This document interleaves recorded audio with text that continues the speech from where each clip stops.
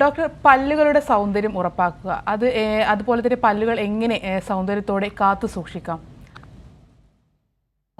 ഭാഷയ്ക്ക് അതീതമായ ഒരു ആശയവിനിമയത്തിനും ഒരാളെ പ്രഥമദൃഷ്ടിയെ കാണുമ്പോഴുള്ള ഒരു പോസിറ്റീവ് ഇംപ്രഷൻ, സർവോപരി ഒരു വ്യക്തിയുടെ ആത്മവിശ്വാസം വർദ്ധിപ്പിക്കുന്നതിനും എല്ലാത്തിനും ആകർഷണീയമായ പുഞ്ചിരിക്ക് വലിയൊരു സ്ഥാനമുണ്ട്.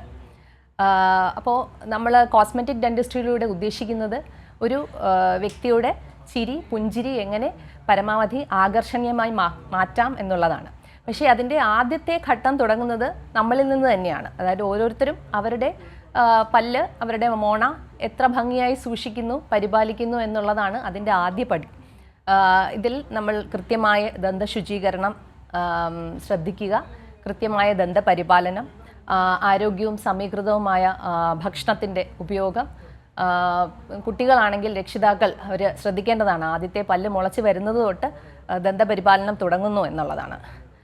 പിന്നെ ഒരു വർഷത്തിൽ 1-2 തവണ 6 മാസത്തിൽ ഒരിക്കലെങ്കിലും നമ്മളൊരു ദന്താരോഗ്യ വിദഗ്ധനെ കണ്ടിരിക്കണം. ഇതൊക്കെയാണ് നമ്മൾ വീട്ടിൽ നിന്ന് തുടങ്ങേണ്ട പല്ലുകളെ സുന്ദരമാക്കാനുള്ള ആദ്യത്തെ ഒരു പടി എന്ന് പറയുന്നത്.